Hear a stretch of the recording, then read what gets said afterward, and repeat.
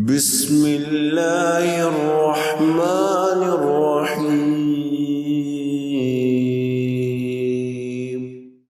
نحمده ونصلي على رسوله الكريم اعوذ باللہ من الشیطان الرجیم بسم اللہ الرحمن الرحیم رب اشرح لي صدری ویسر لي امری واحلل عقدۃ من لسانی یفقهوا قولی۔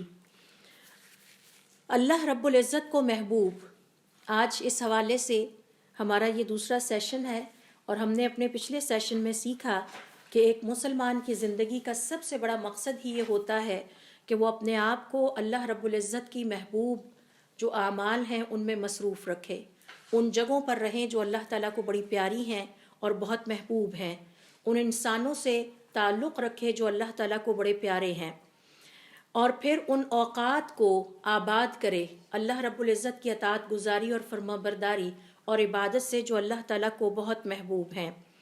قرآن کریم اور حضور اکرم صلی اللہ علیہ وسلم کی احادیث کا جب ہم مطالعہ کرتے ہیں تو ہمیں متعدد ایسی چیزوں کا پتہ چلتا ہے جو کہ اللہ رب العزت کو بہت محبوب ہیں۔ مثال کے طور پر ہم نے اپنے پچھلے سیشن میں سیکھا تھا کہ اللہ رب العزت کو وہ دین بہت محبوب ہے جو توحید پر مشتمل ہے اور جو میانہ روی پر مشتمل ہے۔ حضور اکرم صلی اللہ علیہ وسلم اپنی ایک حدیث میں فرماتے ہیں، احب الدین الی اللہ الحنیفیۃ السمحۃ، اللہ رب العزت کو جو دین سب سے زیادہ پسند ہے وہ دین ہے جس میں دو خوبیاں پائی جاتی ہوں۔ نمبر ایک کہ یہ وہ توحید پر مشتمل ہو، اور دوسرے نمبر پر یہ کہ اس میں اعتدال ہو، اس میں تشدد نہ ہو، سختی نہ ہو، افراط اور تفریط سے کام نہ لیا جائے بلکہ اعتدال پسندی ہو۔ اس حوالے سے علماء کرام کا یہ کہنا ہے کہ ہمیں اس سے پتہ یہ چلتا ہے کہ ہمارا دین آسان ہے اور انسان کی فطرت کے مطابق ہے۔ ہوتا یہ ہے کہ انسان کے دل میں یہ خوف بیٹھ جاتا ہے کہ شاید میرا عمل قبول ہوا یا نہیں، اور اس چکر میں وہ اپنے اوپر دین کے نام پر سختی کرنے لگتا ہے جو کہ اللہ رب العزت کو پسند نہیں ہے۔ آپ صلی اللہ علیہ وسلم فرماتے ہیں، میانہ روی اختیار کرو اور سیدھے رستے پر رہو، کیونکہ تم میں سے کسی کو بھی اس کا عمل نجات دلانے والا نہیں۔ صحابہ کرام رضوان اللہ علیہم اجمعین نے دریافت کیا، اے اللہ کے رسول صلی اللہ علیہ وآلہ وسلم، کیا آپ کو بھی نہیں؟ آپ نے فرمایا، مجھے بھی نہیں، الا یہ کہ اللہ تعالیٰ مجھے اپنی رحمت سے ڈھانپ لے۔ لہٰذا اعتدال کا مطلب یہ ہے کہ افراط اور تفریط سے بچا جائے۔ دین کے معاملات میں ایک تو ہم نے توحید سے شرک سے بچنا ہے، توحید کو اپنی زندگی میں بڑی پختگی کے ساتھ قائم رکھنا ہے، اور دوسرے نمبر پر اپنی زندگی میں اعتدال سے کام لیا جائے، نہ دین میں کوئی کمی کی جائے، نہ دین میں کسی قسم کا کوئی اضافہ کیا جائے۔ یہ بات بھی ہمیں ذہن میں رکھنی چاہیے، چونکہ اللہ رب العزت کو اعتدال پسند ہے، تو جنت ہمارے اعمال کا بدلہ نہیں ہے۔ یہ نہ سمجھا جائے کہ جس نے اعمال زیادہ کیے ہیں اسے جنت ملے گی، بلکہ میں نے آپ سے اپنے پچھلے سیشن میں ایک جو ہے وہ فارمولا شیئر کیا تھا کہ حسن عبادت کثرت عبادت سے زیادہ اہم ہے۔ یعنی آپ 4 نوافل اچھے خوبصورت طریقے سے پڑھتے ہیں، وہ 12 پڑھے جانے والے تیز جس کی کوئی سمجھ بھی نہیں آئی اور جس کے دوران خیال ادھر ادھر بھٹکتا رہا، وہ اس سے بہتر ہیں۔ لہٰذا جنت جو ہے یہ اصل میں ہمارے اعمال کا بدلہ نہیں ہے، بلکہ یہ اللہ رب العزت کی خاص رحمت ہے، کیونکہ بندے کے نیک اعمال اللہ تعالیٰ کے احسانات کے مقابلے میں انتہائی حقیر ہیں۔ ہم جتنے مرضی بھی عمل کر لیں، ہم اللہ رب العزت کے احسانات کے ساتھ اگر ان کو کمپیئر کریں گے تو ہمارے نیک اعمال بہت حقیر ہیں۔ ان نیک اعمال کی توفیق بھی بلکہ اللہ تعالیٰ نے ہی دی ہوتی ہے۔ ہر انسان کے لیے ممکن نہیں ہوتا کہ وہ نیک اعمال میں حصہ لے سکے یا نیک اعمال کر سکے۔ نیک اعمال کا مقصد اللہ تعالیٰ کی رحمت کا حصول ہے، اس کے نتیجے میں جنت بھی مل جائے گی اور جہنم سے بھی بچاؤ ہوگا۔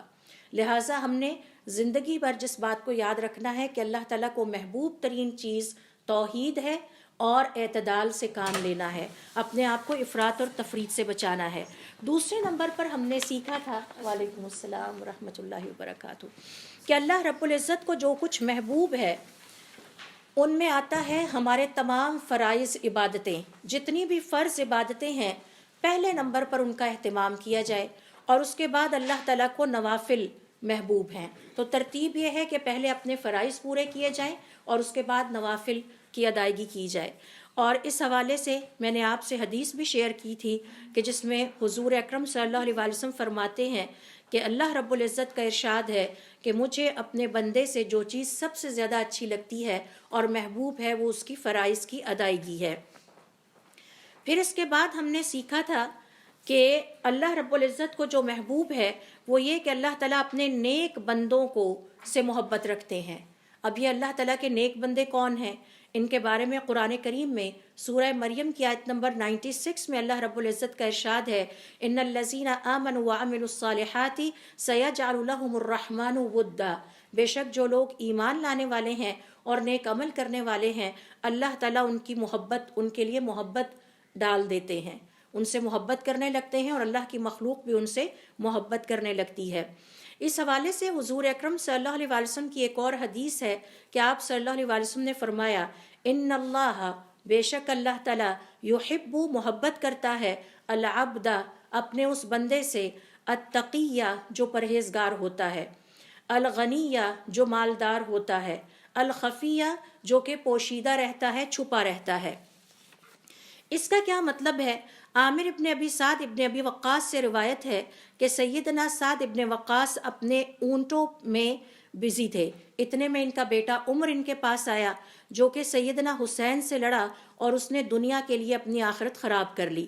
جب سعد رضی اللہ تعالیٰ عنہ نے اپنے بیٹے کو دیکھا تو فوراً کہا، میں پناہ مانگتا ہوں اللہ تعالیٰ کی اس سوار کے شر سے۔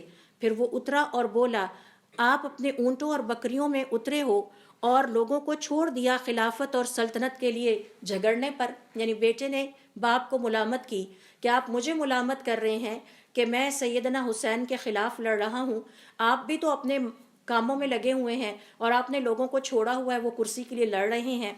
تو سعد رضی اللہ تعالیٰ عنہ نے اس کے سینے پر ہاتھ مارا اور فرمایا، میں نے آپ صلی اللہ علیہ وسلم کو فرماتے ہوئے سنا تھا، لہٰذا تم چپ رہو۔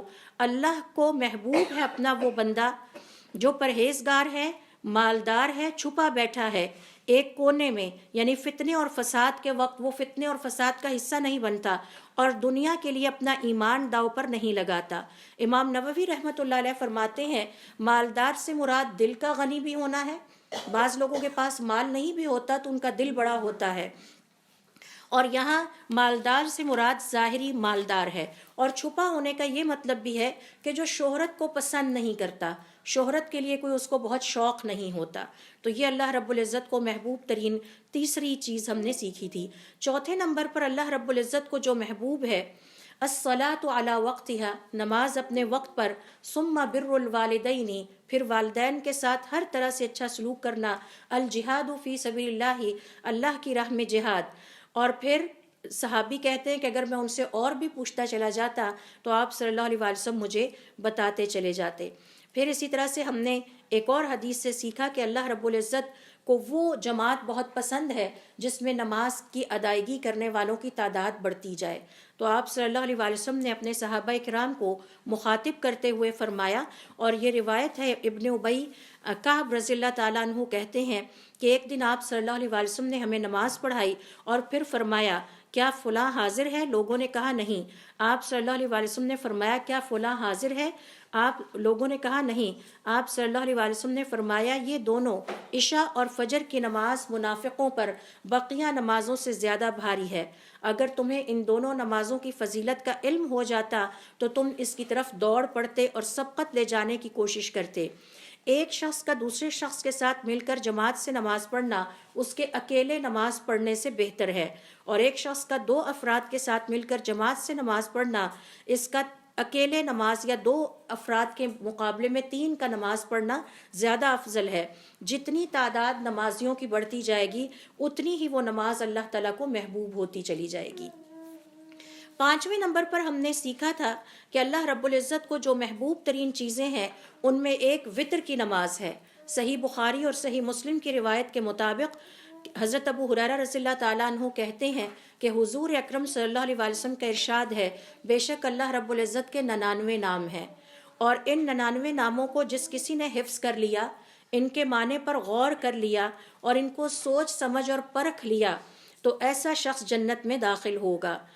ایک اور حدیث میں آپ صلی اللہ علیہ وسلم فرماتے ہیں، انہ وترن، بے شک اللہ تعالیٰ طاق ہے، وہ یحب الوتر، اور وہ وتر سے محبت رکھتا ہے۔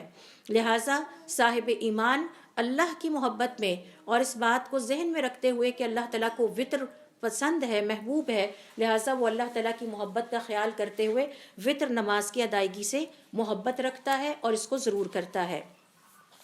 چھٹے نمبر پر اللہ رب العزت کو جو محبوب ترین چیزیں ہیں، جو کہ آج کا ہم لیسن اب شروع کرتے ہیں، اللہ رب العزت کو جو محبوب ترین چیزیں ہیں ان میں ہے الایمان باللہ، اللہ رب العزت پر ایمان لانا، اور اس کے بعد فرمایا وَرَسُولِهِ، اور اللہ رب العزت کے پیغمبر پر ایمان لانا، اور پھر فرمایا وَالْجِهَادِ، اور جہاد کرنا، وَالْحَجِّ الْمَبْرُورِ، اور حج مبرور، وَبِرُّ الْوَالِدَيْنِ، اور والدین کے ساتھ اچھا سلوک کرنا۔ صحیح بخاری اور صحیح مسلم کی روایت کے مطابق ابو ہریرہ کہتے ہیں کہ حضور اکرم صلی اللہ علیہ وسلم سے پوچھا گیا ای العمل افضل، افضل ترین عمل کون سا ہے؟ آپ نے فرمایا ایمان باللہ ورسولہ، اللہ اور اس کے پیغمبر پر ایمان لانا۔ اور پھر پوچھا گیا کہ اس کے بعد فرمایا الجہاد فی سبیل اللہ، اللہ کی راہ میں جہاد کرنا۔ پھر پوچھا گیا اس کے بعد حج مبرور، تو آپ نے فرمایا حج مبرور۔ ساتویں نمبر پر اللہ رب العزت کو جو چیز بہت محبوب ہے وہ ہے اخلاق حسنہ، سب سے مشکل ترین کام حسن اخلاق، جو کہ بہت بھاری ہے اور بڑا مشکل ہے۔ یہی وجہ ہے کہ اس کے کرنے والے کا ثواب تہجد کی نماز کی ادائیگی سے بھی زیادہ ہے، کیونکہ وہ پھر بھی آسان ہے، حسن اخلاق بہت مشکل ہے۔ بالخصوص ان لوگوں کے ساتھ اچھا سلوک کرنا جنہوں نے ہمارے ساتھ برا سلوک کیا ہے، اور حسن اخلاق ہے ہی یہ حسن اخلاق نہیں ہے کہ جن لوگوں نے ہمارے ساتھ اچھا سلوک کیا ہے ہم ان کے ساتھ اچھا سلوک کریں۔ اور علماء کرام کا یہ کہنا ہے کہ سہ جانا بھی حسن اخلاق ہے۔ کبھی کسی کی کوئی بات اچھی نہیں لگی، بری لگی، آپ سہ گئے، خاموش رہے، تعلق کو بچانے کے لیے سمجھوتا کیا، کمپرومائز کیا، تو یہ اللہ رب العزت کو بہت محبوب ہے۔ تو جس وقت سہ جائیں، برداشت کریں، پی جائیں، تو یہ ذہن میں رکھیں کہ حسن اخلاق اللہ تعالیٰ کو بہت محبوب ہے اور یہ بہت مشکل کام ہے۔ اللہ رب العزت ان مسلمانوں سے بہت محبت رکھتے ہیں، اللہ کو وہ بہت محبوب ہیں جن کے اخلاق اچھے ہیں۔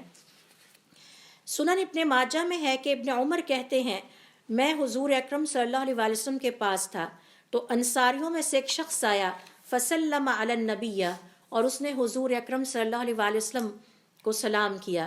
ثم قال، پھر آپ سے سوال کیا یا رسول اللہ، اے اللہ تعالیٰ کے پیغمبر، ای المؤمنین افضل، مومنوں میں سے کون سے لوگ ہیں جو افضل ترین ہیں؟ قال احسنہم خلقا، جو کہ اخلاق میں بہترین ہیں۔ تو اگر ہمارا اخلاق 20% لیول پہ ہے یا 30% پہ ہے یا 40% پہ ہے یا 60 پہ ہے یا 80 پہ ہے، تو یہ اللہ رب العزت کے ہاں جو رینکنگ ہے وہ اخلاق کے اعتبار سے ہے۔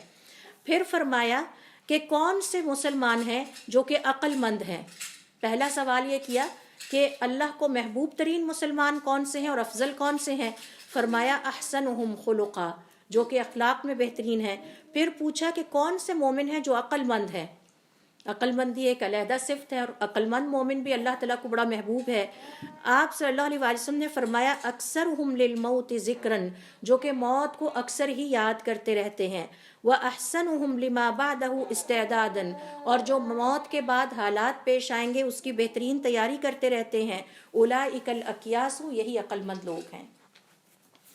ہر قدم پہ موت یاد آئے، ہر لمحہ یہ سوچ کے انسان گزارے کہ کچھ آخرت کے لیے تیاری کر لی جائے، یہ عقل مند ترین لوگ ہیں اور یہ اللہ رب العزت کو بہت محبوب ہیں۔ 8ویں نمبر پر ہم دیکھتے ہیں کہ حضور اکرم صلی اللہ علیہ وسلم فرماتے ہیں کہ اللہ رب العزت کو محبوب ترین لوگ کون سے ہیں؟ سنن ابن ماجہ، اور یہ ہے دنیا میں زہد اختیار کرنے والے، دنیا کے حوالے سے بے رغبت ہو جانے والے۔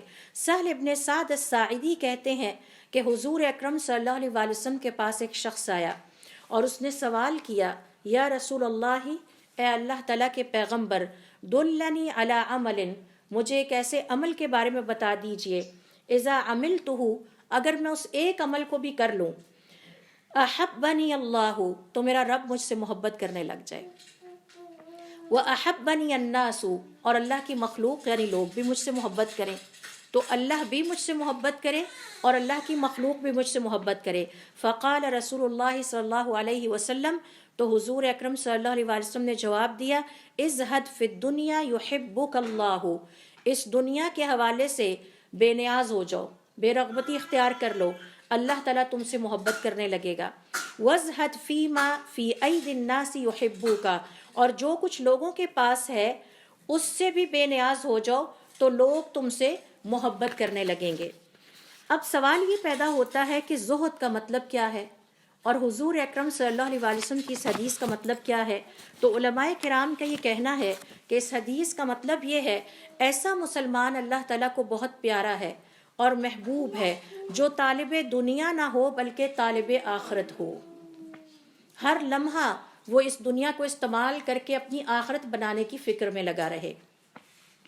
اسی طرح سے علماء کرام کا یہ کہنا ہے کہ زہد کا مطلب یہ ہے کہ دنیا اس کی نظر میں کم وقت ہے یا بے وقت ہو جائے، دنیا کی کوئی خاص کشش، اور دنیا کی کشش سے وہ اپنے آپ کو آزاد کر لے، دنیا کی خاطر اسے جھوٹ نہ بولنا پڑے، دنیا کی خاطر وہ کسی کو دھوکہ نہ دے، دنیا کی خاطر اس کی کوئی قیمت نہ ہو، یعنی دنیا اس کی نظروں میں اتنی بے وقت ہو جائے اور اتنی حقیر ہو جائے کہ اسے دنیا کی کوئی رغبت نہ ہو۔ مل گیا ٹھیک ہے، نہیں ملا تو بھی ٹھیک ہے، دنیا ایسی چیز نہیں ہے جس کے لیے فکر کی جائے، فکر تو مجھے آخرت کے لیے کرنی چاہیے۔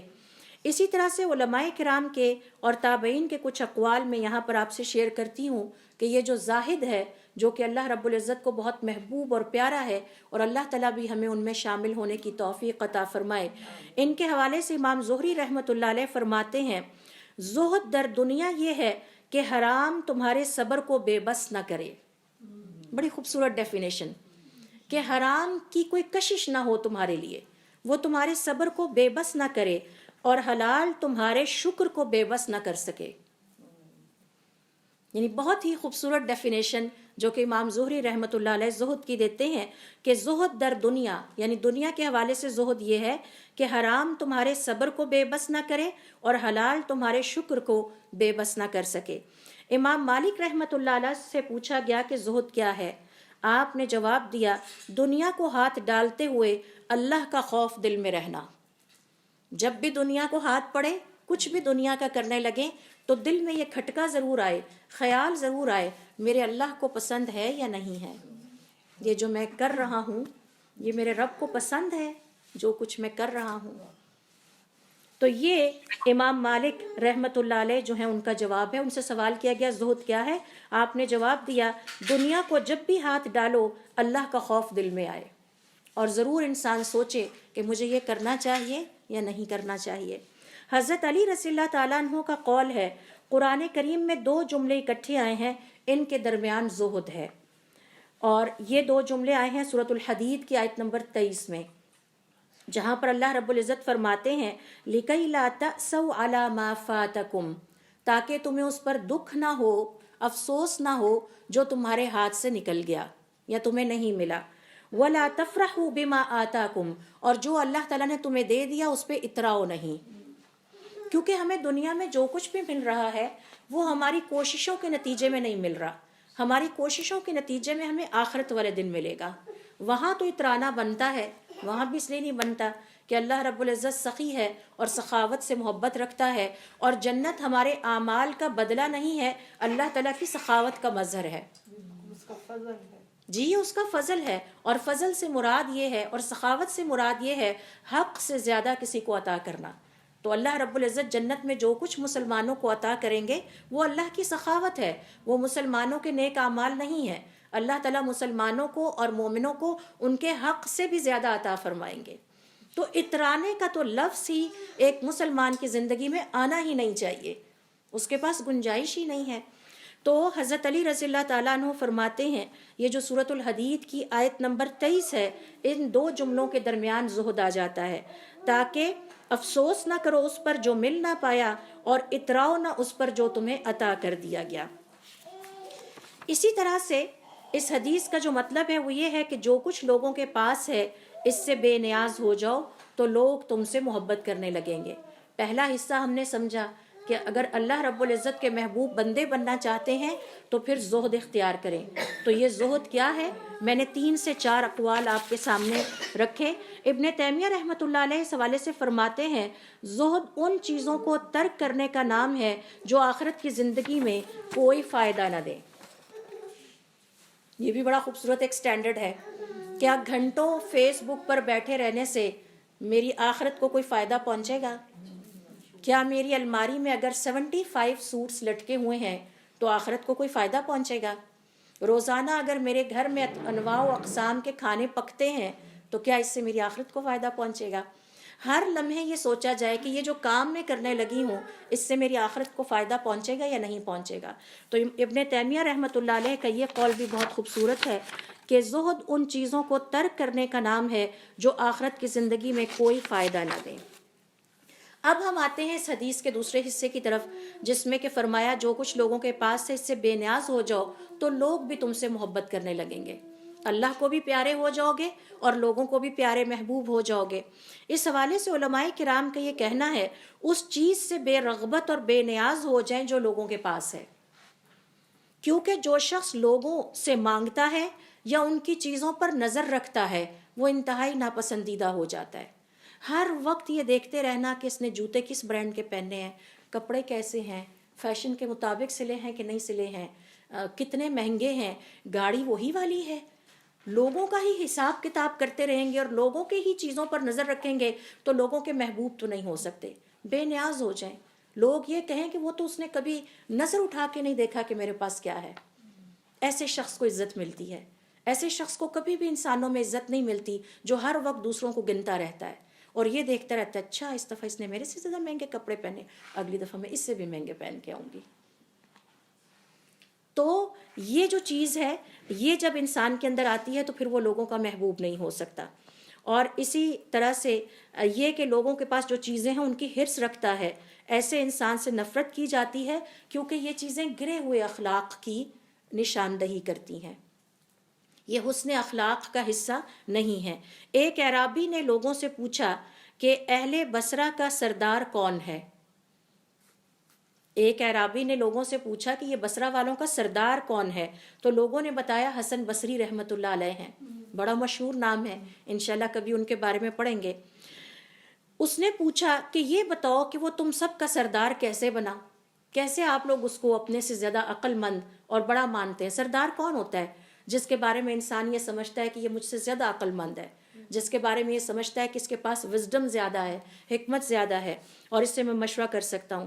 تو لوگوں نے بتایا کہ لوگ اس کے علم کے محتاج ہیں جبکہ وہ ان کی دنیا سے بے نیاز ہے. ہم ساروں کو تو حسن بصری کی ضرورت پڑتی ہے، حسن بصری کو ہماری کبھی ضرورت نہیں پڑی. کیوں؟ ہم دنیا دار لوگ ہیں، وہ دین کا علم رکھنے والا اللہ کا بندہ ہے. تو انہوں نے کہا کہ لوگ اس کے علم کے محتاج ہیں جبکہ وہ ہماری دنیا سے بے نیاز ہے، اس کو ہماری دنیا کی کوئی ضرورت نہیں. یہی وجہ ہے کہ ہم سب ان کی بہت عزت کرتے ہیں. اسی طرح سے زہد کا مطلب یہ ہے کہ اپنے مال اور دولت پر کفایت کی جائے. ہر وقت اپنے آپ کو دوسروں کے ساتھ کمپیریزن کر کے دیکھنا کہ میں نے کیسا پہنا ہے اور دوسرے کیسا پہنتے ہیں، یہ غلط ہے، یہ زہد کے خلاف ہے. اپنے مال و دولت پر جو اللہ تعالیٰ نے عطا کر دیا اس پر قناعت کی جائے، اس میں گزارا کیا جائے اور اس پہ خوش ہو، خواہ کم ہو، اور حرام کی کمائی کی راہیں تلاش نہ کی جائیں. یہ بھی اسی زمرے میں آتا ہے. یہ امید رکھنا کہ دوسرے مجھے کچھ دیں، ان سے مجھے کسی نہ کسی چکر میں کچھ نہ کچھ ملتا رہے، یہ حرص ہے اور اس کے نتیجے میں انسان کا مرتبہ لوگوں کے درمیان کم ہونے لگتا ہے اور وہ ان کی نظروں سے گرنے لگتا ہے. انسانوں سے طمع رکھنے سے انسان ذلیل ہو جاتا ہے اور وہ کبھی بھی انسانوں کے درمیان محبوب نہیں ہو سکتا. تو یہ ہے وہ ہمارا نیکسٹ پوائنٹ کہ اللہ رب العزت کو جو چیز محبوب ہے وہ یہ ہے کہ دنیا داری کے حوالے سے زہد اختیار کیا جائے. اور اس حوالے سے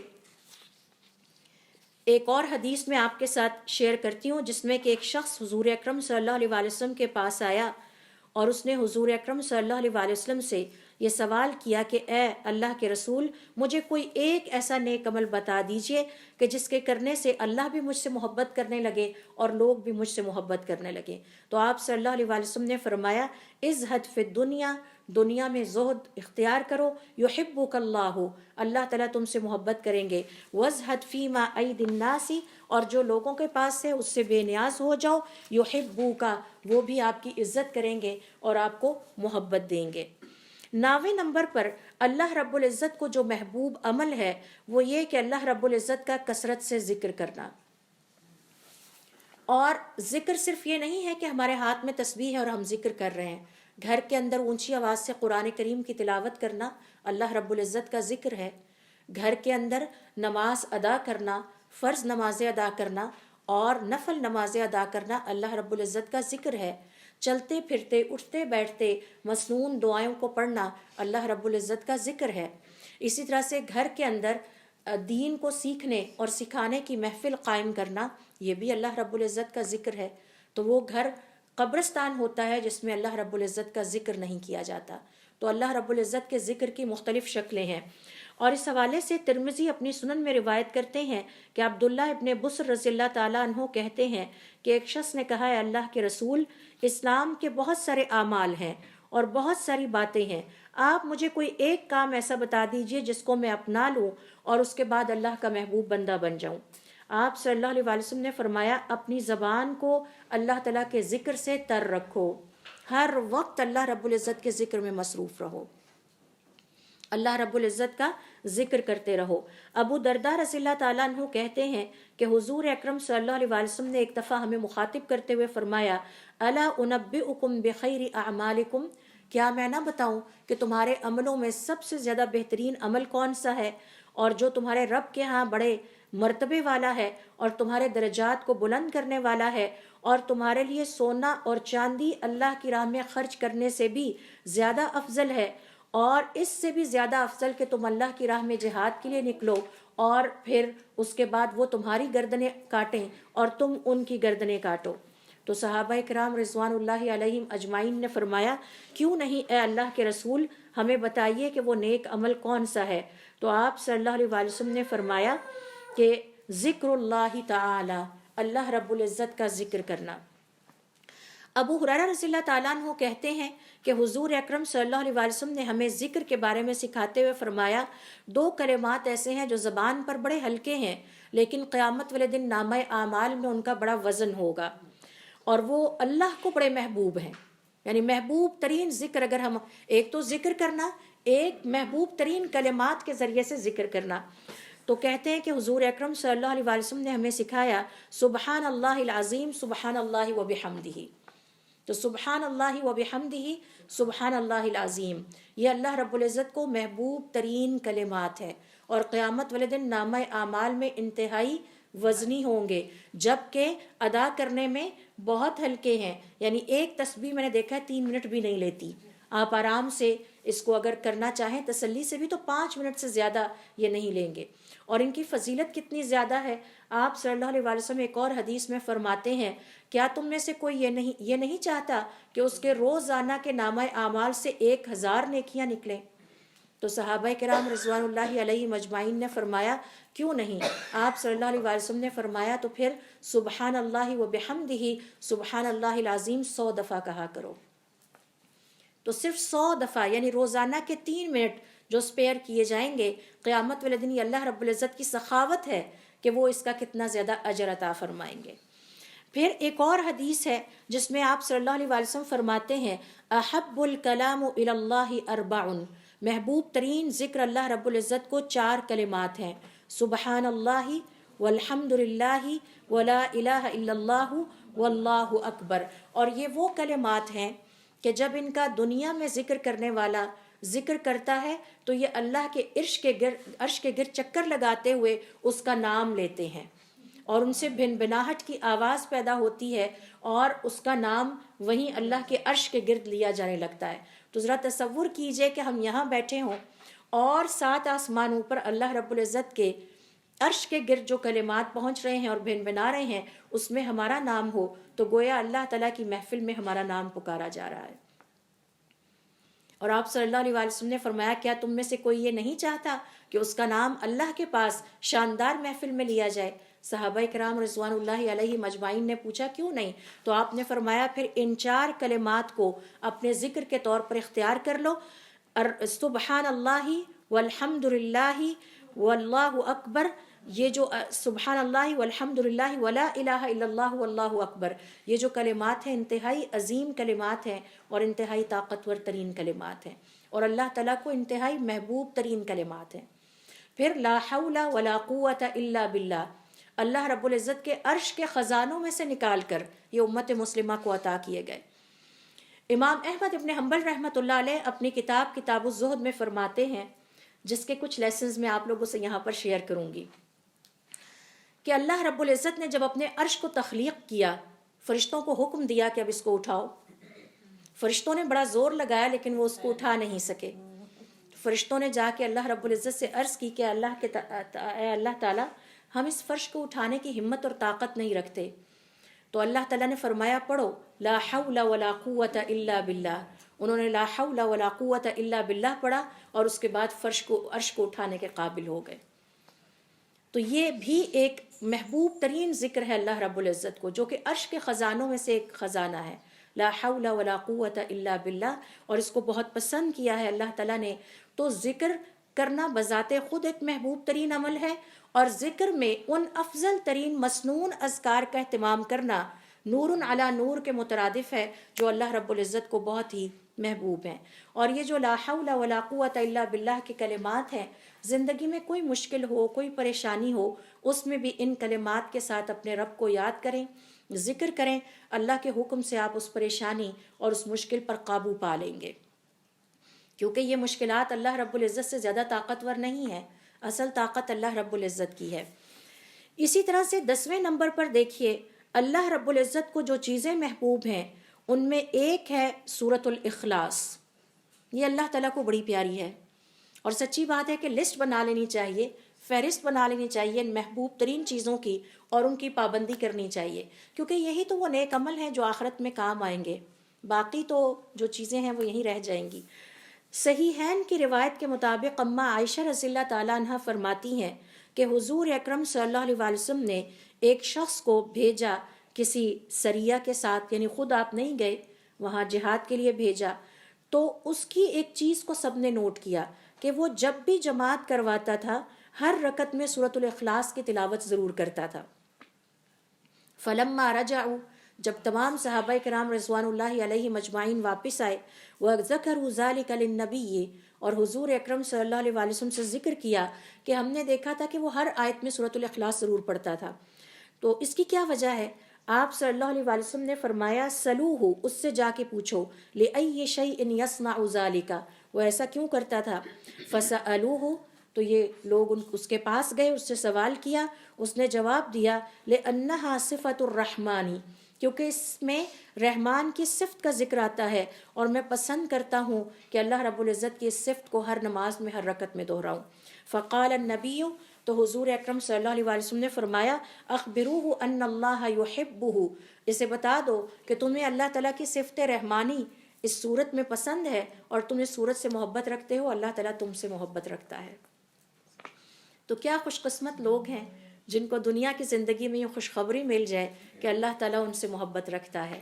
اللہ رب العزت ہمیں بھی توفیق عطا فرمائے کہ ہم اللہ رب العزت کے ان محبوب اوقات اور ان محبوب اعمال اور ان محبوب جگہوں اور ان محبوب انسانوں کو اپنی زندگی میں اپنائیں اور ان کے خواص اپنے اندر پیدا کرنے کی کوشش کریں۔ اس کے بعد دیکھیے نیکسٹ ہمارے پاس ہے 11ویں نمبر پر اللہ رب العزت کو محبوب ہے الاصلاح بین الخلقی، اللہ کی مخلوق کے درمیان اصلاح کروا دیا کرو، ان کے تعلقات خراب ہو جائیں تو ان کے تعلقات پھر بحال کرا دیا کرو، یہ ایک دوسرے سے دور ہونے لگیں تو ان کو قریب کر دیا کرو۔ اب یہ تعلقات کہاں کہاں خراب ہوتے ہیں، اس میں آپ دیکھیے، پہلے ہم حضور اکرم صلی اللہ علیہ وسلم کی حدیث دیکھ لیتے ہیں۔ آپ صلی اللہ علیہ وسلم نے ابو ایوب سے کہا الا ادلک، کیا میں تمہیں نہ بتاؤں، علی صدقۃ، ایک ایسا صدقہ، یحبها اللہ ورسولہ، جو اللہ تعالیٰ اور اس کے پیغمبر کو بڑا محبوب ہے، تصلح بین الناس، لوگوں کے درمیان صلح کرا دیا کرو، اذا تفاسدوا، جب ان کے آپس میں تعلقات بگڑنے لگیں، وتقرب بینہم، اور ان کو پھر ایک دوسرے کے قریب کر دیا کرو، اذا تباعدوا، جب وہ آپس میں ایک دوسرے سے دور ہونے لگیں۔ اللہ تعالیٰ کو بڑا ہی محبوب صدقہ ہے یہ۔ کولیگز ہیں، آپس میں لڑ پڑتے ہیں، تعلقات خراب ہو جاتے ہیں، اور آپ دیکھیے کہ شیطان ہم سے ہر وہ کام کرواتا ہے جو کہ نیکی کے برعکس ہے۔ یعنی ہمارے لیے لوگوں کو دور کرنا تو ہمیں اپنی سوسائٹی میں نظر آئے گا، لوگوں کو ایک دوسرے کے قریب لانا بہت کم نظر آئے گا۔ میاں بیوی کے درمیان تعلقات خراب ہونے لگتے ہیں تو ارد گرد ایسے لوگ موجود ہوتے ہیں جو شیطان کا آلہ کار بن کے ان کو بالکل ہی ایک دوسرے سے دور کر دیتے ہیں، بدگمان کر دیتے ہیں۔ یہ لوگ مختلف قسم کے ہو سکتے ہیں۔ اسی طرح سے ہمسائے آپس میں ایک دوسرے سے دور ہو جاتے ہیں، کئی سال اکٹھے رہنے والے، ملنے والے، آپس میں تعلقات رکھنے والے ایک دوسرے سے دور ہوتے چلے جاتے ہیں، اور کسی ایک بدگمانی کی وجہ سے، منہ سے نکلے ہوئے کسی ایک لفظ کی وجہ سے، کسی غلط فہمی کی وجہ سے، یعنی غلط فہمی کی وجہ سے بہت سارے تعلقات خراب ہو جاتے ہیں۔ تو مسلمان پھاڑنے والا نہیں ہوتا، مسلمان جوڑنے والا ہوتا ہے۔ اپنے گھر کے اندر ہم دیکھیں، اگر فیملی سپین پہ آ کے لیول پہ دیکھیں تو ہمارے گھر کے اندر جو فیملی ممبرز ایک دوسرے سے دور ہو رہے ہیں، ہماری کوشش ہونی چاہیے ہم ان کو قریب کر کے صدقہ کما لیں، اور اللہ تعالیٰ کو بڑا محبوب عمل ہے۔ میاں بیوی اگر آپس میں ایک دوسرے سے دور ہو رہے ہیں، ماں باپ اور بچے اگر آپس میں ایک دوسرے سے دور ہو رہے ہیں، تو جہاں کہیں بھی ہم اپنے ارد گرد دیکھیں کہ لوگ آپس میں ایک دوسرے سے دور ہو رہے ہیں، ہم ان کو قریب لانے کی کوشش کریں۔ بہن بھائی آپس میں ایک دوسرے سے دور ہو جاتے ہیں، اور اس سے بھی زیادہ افسوس کی بات یہ ہے کہ بعض اوقات کچھ اور بہن بھائی ہی ان بہن بھائیوں کو ایک دوسرے سے دور کر رہے ہوتے ہیں۔ تو یہ ساری وہ چیزیں ہیں جو شیطانی اخلاق ہیں، بد اخلاقیاں ہیں۔ اس کے مقابلے میں ہم نے آج سیکھا 11ویں نمبر پر کہ اللہ رب العزت کو انتہائی محبوب ہے وہ انسان، وہ صاحب ایمان جو کہ بگڑتے ہوئے تعلقات کو صحیح کرنے والا ہوتا ہے اور دور ہوتے ہوئے مسلمانوں کو ایک دوسرے کے قریب لانے والا ہوتا ہے۔ تو ہمارا جو اخلاق ہے، جو ہم نے سیکھا ہے کہ اللہ رب العزت کو محبوب ترین انسان وہ ہے جس کے اخلاق اچھے ہیں، وہ یہ ہونا چاہیے کہ ہم اپنے فیملی ممبرز کو قریب لانے والے ہوں، دوست احباب کو ملانے والے ہوں، جہاں کہیں ہمیں ذرا سا محسوس ہو، اور یہ بھی ایک بہت بڑی نیکی ہے، بلکہ ایک ایسا محبوب ترین صدقہ جو کہ اللہ تعالیٰ کو محبوب ہے، جہاں ہم محسوس کریں کہ یہ ملنے والے دور ہو رہے ہیں، کسی بھی لیول پر ہم ان کو ایک دوسرے کے قریب لانے کی کوشش کریں۔ تو یہ اللہ رب العزت کو انتہائی محبوب صدقہ ہے۔ 12ویں نمبر پر اللہ رب العزت کو جو محبوب عمل ہے وہ ہے اللہ تعالیٰ پر توکل کرنا، اللہ رب العزت پر اعتماد کرنا۔ اور اس کا مطلب یہ ہے کہ دل سے ہر چیز نکل جائے، صرف اللہ رب العزت پر توکل ہو، نہ اپنی اولاد پر اعتماد ہو، اللہ پر توکل ہو، نہ اپنے اسباب پہ، نہ دولت پہ، نہ کسی چیز پہ۔ اور اس حوالے سے سورہ آل عمران کی آیت نمبر 159 دیکھیے، جس میں اللہ رب العزت کا ارشاد ہے، ان اللہ یحب المتوکلین، بے شک اللہ تعالیٰ محبت رکھتا ہے ان لوگوں سے جو صرف اللہ پر توکل کرنے والے ہوتے ہیں۔ اور اللہ پر توکل کیا ہے؟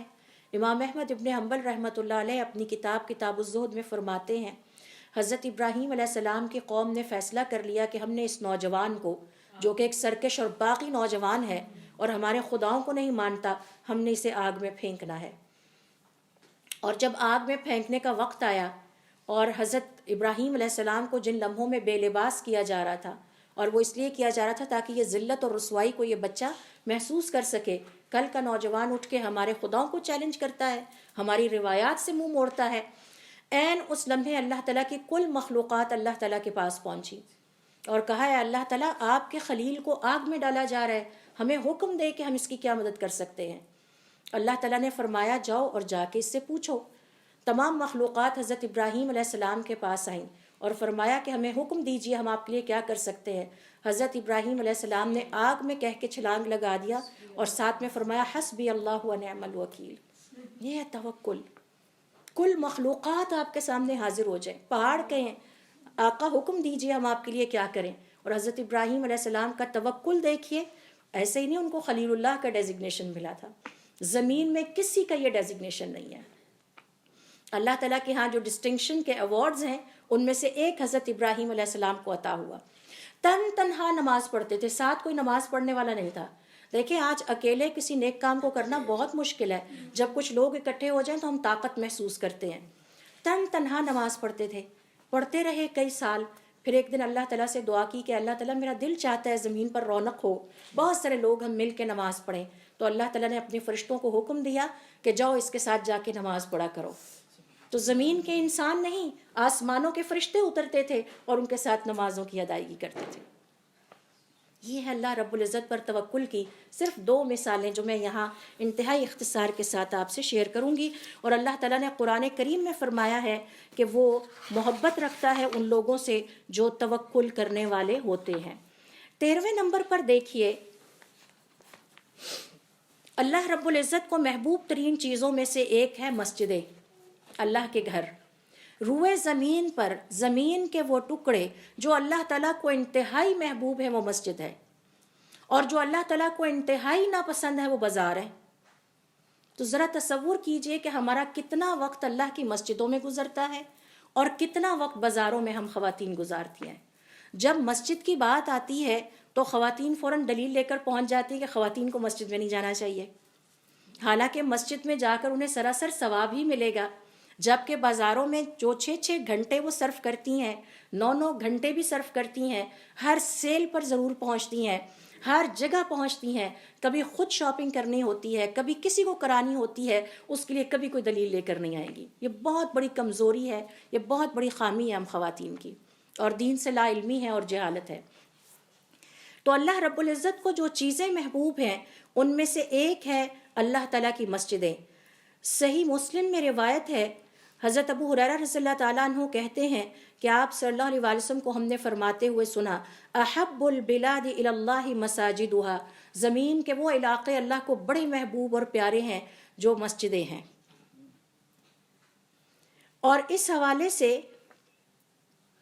حضور اکرم صلی اللہ علیہ وآلہ وسلم کا یہ جو قول ہے، اس حوالے سے علماء کرام کا یہ کہنا ہے کہ ذرا غور کیجئے. بہت زیادہ میرے پاس اس وقت نہیں ہے کہ میں مساجد کی فضیلت پہ آپ سے شیئر کروں 2 یا 3 اقوال. آپ صلی اللہ علیہ وآلہ وسلم نے حکم دیا ہم صحابہ کرام رضوان اللہ علیہم اجمعین کو کہ ہر انسانی آبادی میں ایک مسجد تعمیر کریں اور مسجدوں کو صاف رکھیں اور اس کو خوشبو اس میں ڈالتے رہیں. اللہ تعالیٰ کو محبوب ترین کام ہے مسجدیں بنانا، مسجدیں آباد رکھنا، ان کی صفائی میں حصہ لینا اور ان کے اندر خوشبو کا اہتمام کرنا. یہ کام سب سے پہلے حضرت ابراہیم علیہ السلام اور ان کے بیٹے حضرت اسماعیل علیہ السلام کو حکم دیا گیا تھا کہ تم دونوں مل کر اس کو آباد کرو، اس کو صاف رکھو اور اس میں خوشبو ڈالو. پھر دوسرے نمبر پر دیکھیے کہ مسجدوں کی فضیلت اور اللہ کو کتنی محبوب جگہ ہیں. وہ 7 افراد جنہیں قیامت والے دن اللہ تعالیٰ کا سایہ نصیب ہوگا، جس دن کوئی سایہ نہیں ہوگا، ان میں سے ایک وہ ہے جس کا دل مسجد میں لگا رہتا تھا. اور ہمارے صالحین کا طریقہ کار یہ تھا کہ 40 سال کی عمر کے بعد وہ زیادہ تر وقت مسجد میں گزارا کرتے. حضرت عثمان بن عفان رضی اللہ تعالیٰ عنہ خلیفہ منتخب ہوئے تو دن کے کام کر کے آ کے قیلولہ مسجد میں کیا کرتے تھے، اور پھر وہاں پر نوافل کی ادائیگی میں مصروف ہو جاتے، دعاؤں میں لگے رہتے. تو ہمارے صالحین کا طریقہ کار یہ تھا کہ 40 سال کے بعد جب انسان اپنی لائف میں سیٹلڈ ہو جاتا ہے، اس کی بنیادی گھریلو ذمہ داریاں کافی حد تک کم ہو جاتی ہیں، تو پھر وہ زیادہ تر مسجدوں کو آباد کرتے تھے اور مسجدوں میں اپنا وقت گزارتے تھے، وہیں رہتے تھے، وہیں عبادت میں لگے رہتے تھے اور دن کا کچھ حصہ مسجد میں ضرور گزارتے تھے. حالانکہ 5 وقت کی نماز کی ادائیگی بھی وہ مساجد ہی میں کیا کرتے تھے، لیکن اس کے باوجود. اسی طرح سے دیکھیے کہ مسجدوں میں وقت گزارنا اللہ رب العزت کو محبوب ترین جگہ پر وقت گزارنے کے مترادف ہے کہ جناب عمران کی اہلیہ نے بھی اپنے نومولود کے لیے مسجد اقصیٰ کی خدمت کی نظر مانی تھی کہ مجھے ایسی اولاد عطا فرما جو اس مسجد کی خدمت کرے. اور وہ بیٹی تھی اور وہ مسجد ہی کے گوشے میں عبادت کرتی رہتی تھی، خاتون ہو کے، جوان بچی ہو کے. اور کیا وہ جوانی ہوگی کہ جس میں جوانی میں ہی بچی جو ہے وہ مسجد میں بیٹھی اللہ رب العزت کی عبادت کر رہی ہیں. پھر ایک اور حدیث یہاں پر آپ سے شیئر کرتی ہوں کہ آپ صلی اللہ علیہ وآلہ وسلم کا ارشاد ہے، تم میں سے کوئی جا کر مسجد میں علم حاصل کیوں نہیں کرتا، قرآن کریم کی 2 آیتیں کیوں نہیں پڑھتا. یا تو علم حاصل کریں وہاں جا کے، وقت وہاں لگائیں، یا قرآن کریم کی 2 آیتیں کیوں نہیں پڑھتا. یہ 2 آیتیں اس کے لیے 2 اونٹنیوں سے بہتر ہیں، 3 آیات 3 اونٹنیوں سے بہتر ہیں. اور جتنی آیات کی تعداد میں اضافہ ہوتا جائے گا اتنا ہی اونٹنیوں کی تعداد میں بھی اضافہ ہوتا جائے گا. تو ذرا آج ایک اونٹ یا اونٹنی کی قیمت پتہ کر لیجئے، کوئی 1 کروڑ 1.5 کروڑ کے برابر ہے.